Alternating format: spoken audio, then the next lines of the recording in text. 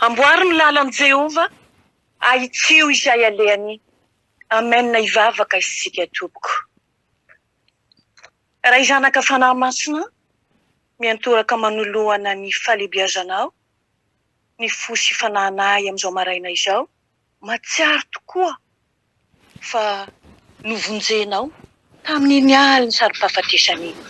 Izany no idirahanay ianao ankehitriny arahanay amin'ireo poniny lanitra, anaovanay tokoa manao hoe masina, masina, masina Jehova tompony maro, heniky ny voninahiny tany rehetra.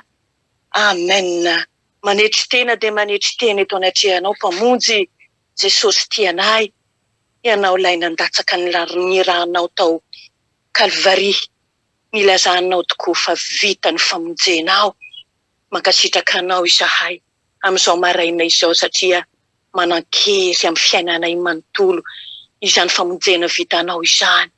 Koa ndreto izahay manetry teny eto anatrehanao, mangataka ny fifonana famelan-keloka satria hoy tokoa ianao hoe avaosiko isa-maraina ny famondram-poko aminareo, esory izay rehetra mikododona lalana mivilivily, tsy ahitanay ny voninahitra ao Jesosy.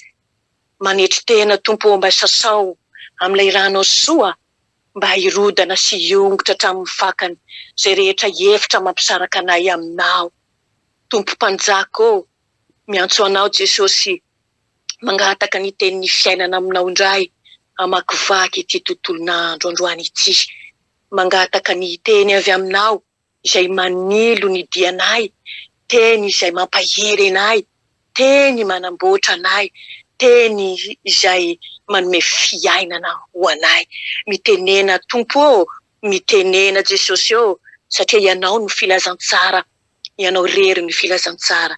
Mitenena fa vonona ianao anao izahay, mankasitraka tompo. Aleluia. Amen.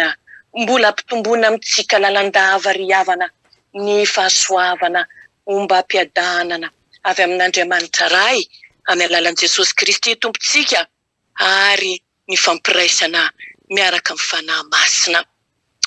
Mandiha ny advento isika izao, ary dia fiomanana moa araka ny voalaza tamin'ny alahady voalohan'ny advento, izany advento izany, fiomanana miara-panahy amin'ny afankalazantsika ny androny Noely, ankalazana ny andro natongavan'i Jesosy zaza tety an-tany. Ka manakoako enitsika ny filazana tsara ny Kristy Jesosy izay nampitondray ny Jaona mpanao batisa tokoa manao hoe amboary ny lalan'i Jehova, ahitsio izay alehany. Koa sokafantsika ary ny baibolitsika hojerentsika zany filazarany Kristy Jesosy zany izay nampitondray ny Jaona. Matitoko fahaambin'ny folo. Matio toko faharaika ambin'ny folo, andininy faharaika ambin'ny folo ka hatramin'ny faha dimy ambin'ny folo. Matio toko faharaika ambin'ny folo, andininy faharaika ambin'ny folo ka hatramin'ny faha dimy ambin'ny folo. Vakina amin'ny anaran'i Kristy Jesosy izany, lazaiko aminareo marina tokoa amin'izay nateraky ny vehivavy tsy mbola nisy nitsangana izay lehibe noho Jaona mpanao batisa, nefa ny kely indrindra amin'ny fanjakany lanitra dia lehibe noho izy. Ary hatramin'ny andron'ny Jaona mpanao batisa ka mandraka ankehitriny ny fanjakany lanitra dia rombaina, ary ny mpandrombaka maka azy ankeriny. Fa ny mpaminany rehetra sy ny lalàna dia naminany hatramin'ny Jaona. Ary raha mety mandray ianareo dia izy no Elia izay ho avy, izay manatsofina hoety miaino ka izy iaino. Amen. Ray masino, mana masinanay amin'ny fahamarinana, ny teninao no fahamarinana. Amen. Rombaho, rombaho ny maharitra mandrakizay. Raha avytsika omena lohateny izany fampianarana izany. Hoy Jesosy mpamonjy izao tontolo izao, eto anatrehan'ny vahoaka betsaka izay tonga ny haino azy, nambarany raha nanambara ity mpaminany ity izy, dia ahoana no nilazainy ilazainy falazaiko aminareo marina tokoa ozy izay nateraky ny vehivavy tsy mbola nisy nitsangana izay lehibe noho ny Jaona mpanao batisa nefa ny kely indrindra amin'ny fanjakany lanitra dia lehibe no izy. Tena mahagaga izao fanaovan'ny tompo vavolombelona ny mpanompony izao. Eo anatrehan'ny Jaona dia kely avokoa zany, ry Abrahama, ry Mosesy, ry Samuela, ry Elia, ry Isaia, ry Jeremia, ry Ezekiela, eny ireo olo malaza hafa koa. Jaona miantso mafy any anefitra Fatsimba ao an-tanànan Jerusalema. Ary nahoana izy nolazainy Jesosy ho lehibe tahaka an'izany. Marina tokoa ny tenin'ny Tompo, milaza fa izay manome voninahitra ahy ozy dia mba homeko voninahitra ihany koa. Jaona mpitembalala sy mpizaha tantely remby atao solon-tsakafo. Izy no lehilahy lehibe amin'izay nateraky ny vehivavy ka tsy mba nisy nitsangana izay lehibe noho izy. Iraka avy amin'ny anaran'Andriamanitra i Jaona dia mpaminany lehibe eo anatrehan'ny Tompo, mpitory ny batisa ny fibebana ho famelan-keloka tany anefitra. Eny io engeny ny feony miantso mafy, mibeba ianareo fa efa kaiky ny fanjakany lanitra. Ary noho nandre izany ny vahoakan'i Jerusalema sy Jodia rehetra mba amin'ny mponina rehetra moron'ny Jordana dia nivoaka nakany amin'ny Jaona ka nataony batisa tao amin'ny Jordana ireny rehefa niaiky ny fahotany. Feno eritreretra ny olona ny amin'ny fanambaran'ny Jaona ka samy nisaina tao am-pony na izy no Kristy na tsia.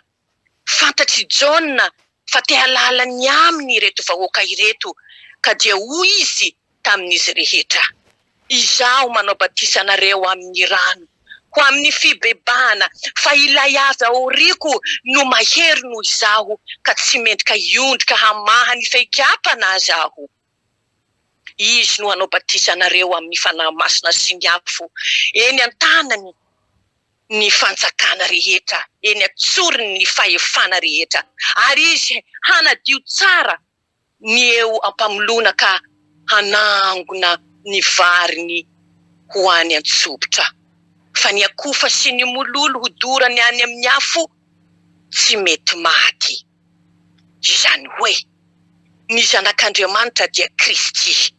Izy no hanao fanavotana ho an'izao tontolo zao, ka izay rehetra mandray azy dia omeny hery ho tonga zanak'Andriamanitra, dia izay mino ny anarany dia ireo izay tsy nateraky ny ra na ny sitrapony nofo na ny sitrapony olona fa naterak'Andriamanitra, nateraky ny rano sy ny fanahy.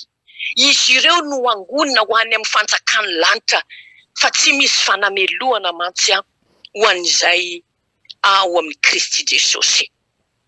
Fa ho an'ny akofa sy ny mololo kosa, ny tsy mibebaka izany, dia efa voaheloka raha teo, satria tsy nino ny anaran'ny zanak'Andriamanitra lahy izay lay tokany Andriamanitra izany. Jaona mpaminany fatratra ny amin'ny fanetretena ry havana, ka nanambara fa ho avy aorinany izany ilay mahery noho izy. Jaona manao batisa amin'ny rano fotsiny ihany, fa ilay mahery noho izy kosa no hanao batisa ny olony amin'ny fanahy masina sy ny afo. Ilay mahery noho izao izy, ilay ilazainy hoe izy tsy maintsy mitombo, fa izao kosa Jaona tsy maintsy mihena, satria hoy izy, izao dia feo miantso mafy ihany. Io Jaona io izay lazainy tompony fa lehibe amin'izay nateraky ny vehivavy no manana toetra mahay mihetry fantatra, ary dia zany no nahatonga an Jesosy tokoa nilaza fa izy ilay nateraky ny vehivavy tsy mbola nisy nitsangana lehibe noho ny Jaona mpanao batisa. Atsika zay manomana ny fahatongavan'ny Kristy Jesosy zaza fankalazana izany Krismasy izany dia ampianariny tompo ihany koa hanana ny toetra ny Ziona mpanao batisa. Fa marina ny tenin'ny tompo milaza hoe izay manetry tena ihany no azo sandratra, fa izay manandra tena no ahetry.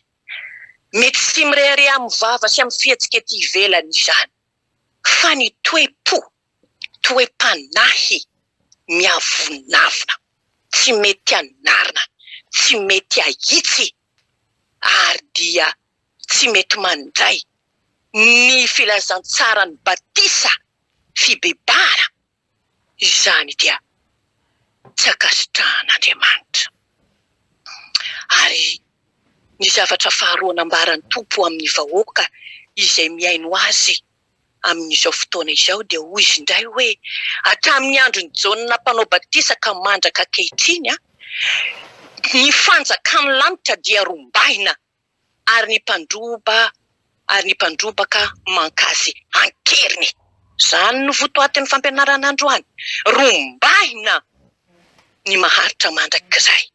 Tamin'ny andron'ny testameta taloha dia notsinjovin-davitra, zany hoe fanjakan'Andriamanitra izany.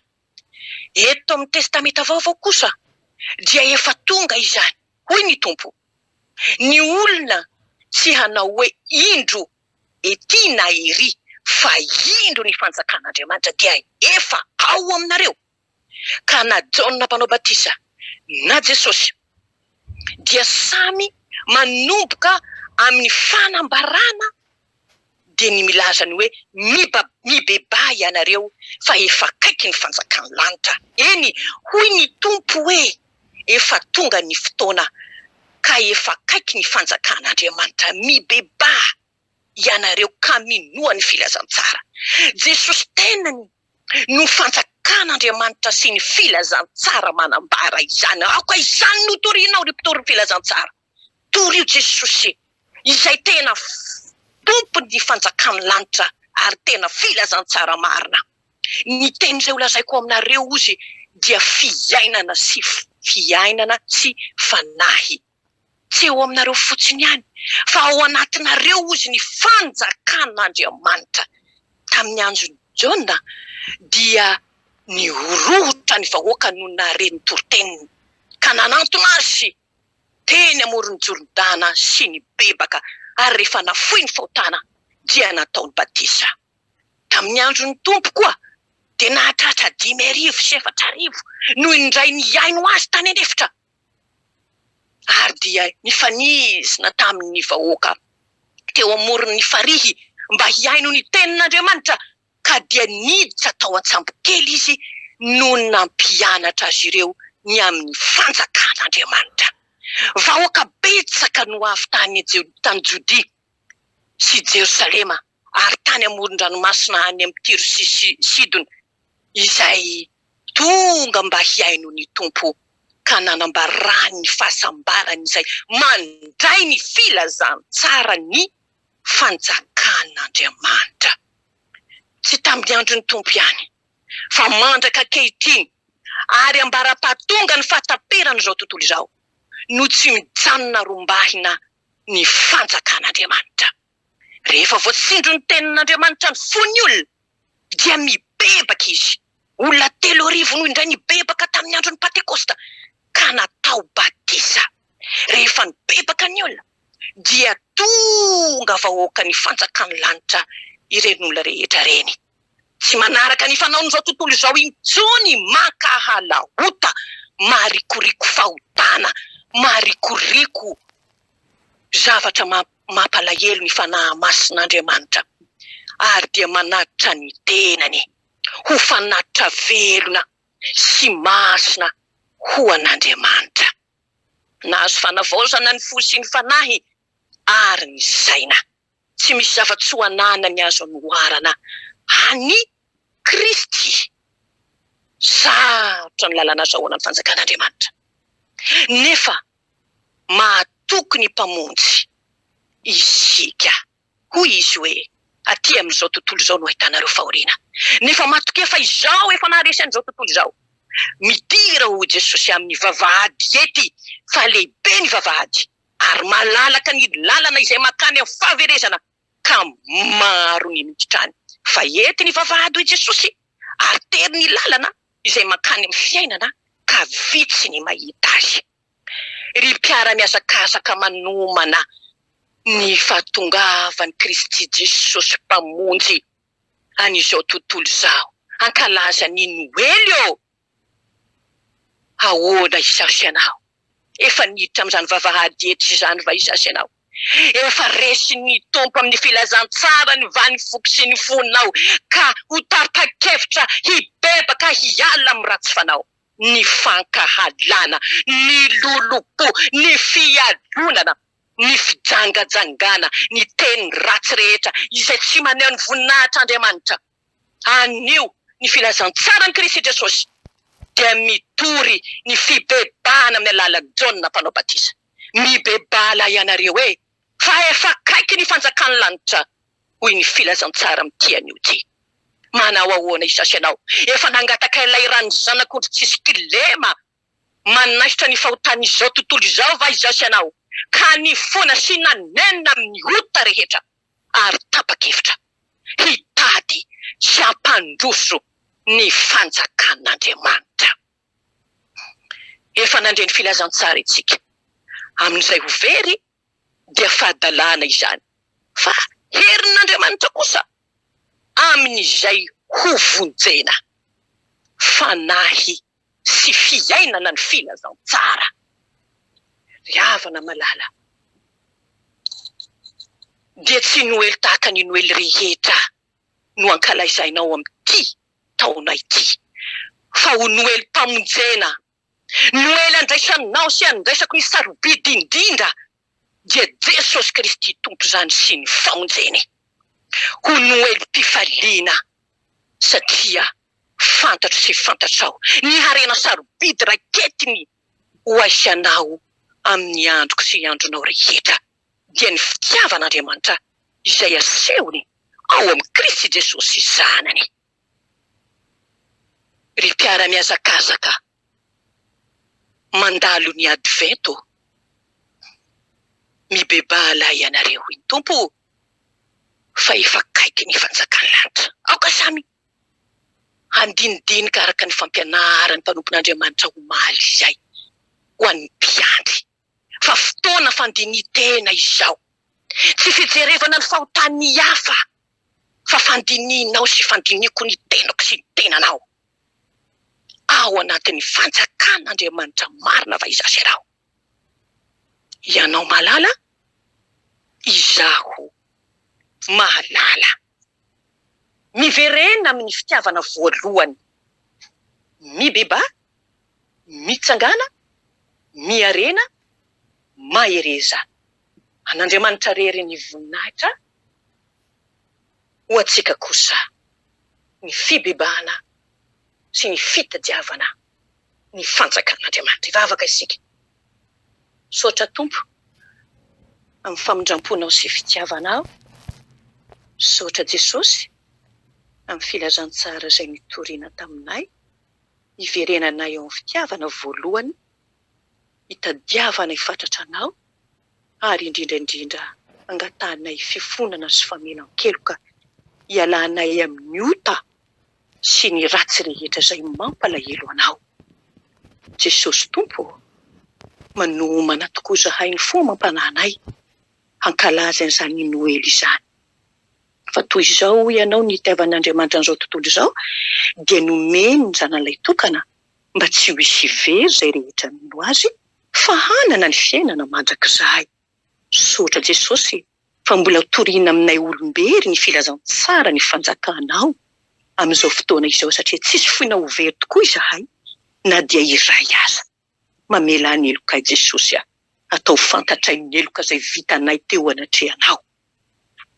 Ampianaro izay Jesosy hanaisitra aloha ny andro eo amin'ny masonay vao hilaza koa ny andro eo amin'ny masony hafa izahay. Fotoam-pibebana tokoa izao, fotoana fandinitena tokoa izao fa hivalona ny taona. Jesosy io, ampio izahay Jesosy, ampianaro izay Jesosy, hitady ny tavanao mandrakariva ary dia anetry tena tahaka ny Jaona mpanao batisa fa izay manetry tena ihany ho ianao no asandratrao fa izay manatra tena kosa no ahetrinao. Dia voninahitry ny anaranao indray Jesosy ny fahatsiarovanay tena fa mbola olombery tokoa izahay rehetra izao, ary dia voninahitry ny anaranao rehery ihany ny andovanay ny fanjakan'Andriamanitra izay efa nampanantenanao anay. Misaotra mpamotsy, manoroka ny tongotra masinao, ary dia manandratra anao any amin'ny avo indrindra fa lehibe sy matahotra ny anaranao. Tanterao aminay tokoa ilay tsodraninao masina tokoa ho amin'ny mpanomponao tsirairay avy izay manatrika ny maraim-baovao manao hoe itayanao tokoa ny Jehovah ka hiaronao, ampamirapiratra ny tavany aminao lalandava ny Jehovah ka hamindra fo aminao, hanandratra ny tavany aminao lalandava ny Jehovah ka hanome anao fifaliana sy fiadanana. Mibebao ny Tompo fa efa akaiky ny fanjakany lanitra. Ho anao kosa mipetraka eo amin'ny seza fiandriana ny sy ny zanak'ondry, atolotra ianao Jesosy ny saotra, ny haja, ny dera, ny voninahitra ny hery sy ny fahefana hatramin'ny taloha indrindra izany, ankehitriny ary mbola ho anao mandrakizay. Amen.